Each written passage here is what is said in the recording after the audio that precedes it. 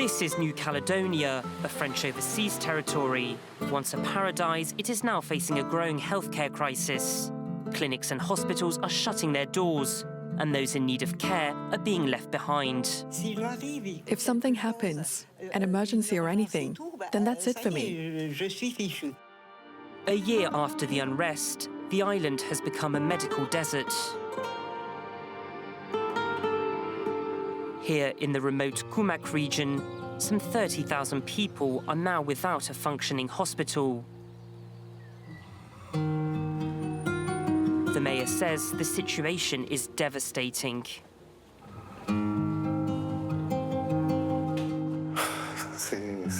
It's catastrophic. It feels like a nuclear bomb has exploded, and there's nothing left. It's devastating.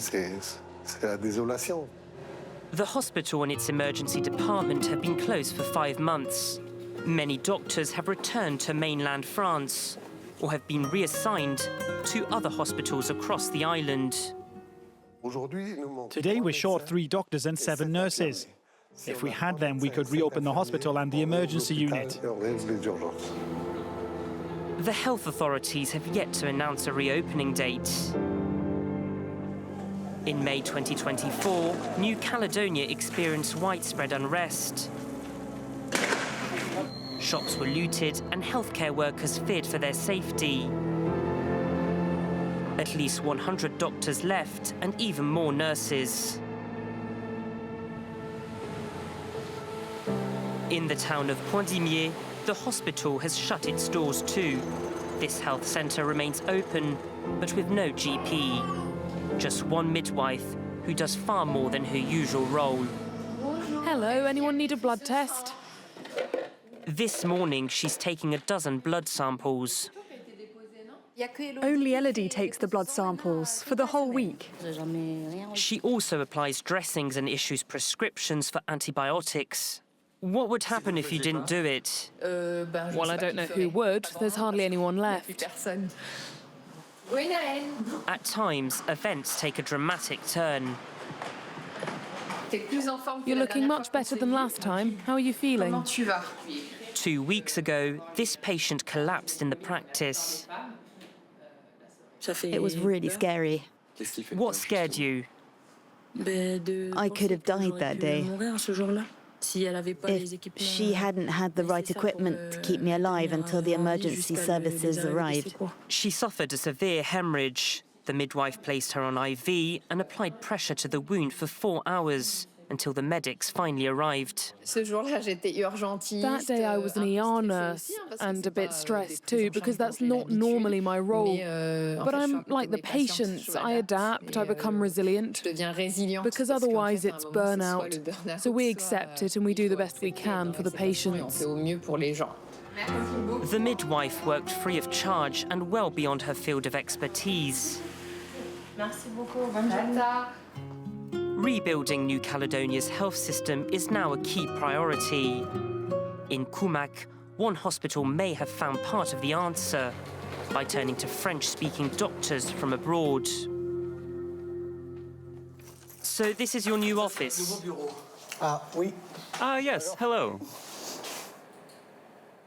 This new doctor has just arrived. All right, take a breath, deep breath through the mouth. Do you know where he's from? No, not at all. Burundi. Dr. Wilson worked for 5 years in Burundi, then 2 years in mainland France. Now in New Caledonia, he's on a 1-year renewable contract. Is it a big change for you?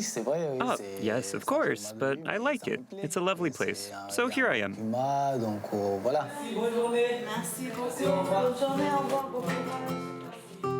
But with just one doctor, reopening the emergency department is not an option.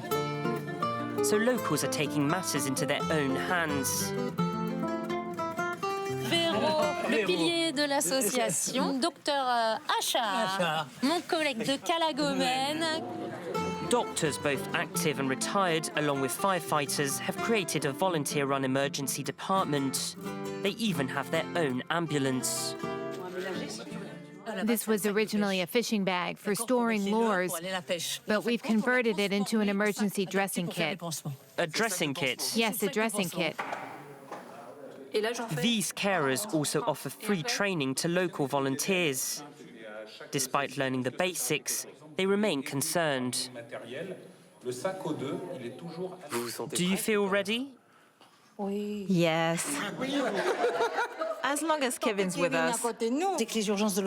As soon as the emergency unit reopens, we won't have a purpose anymore. We always tell ourselves it will happen next month.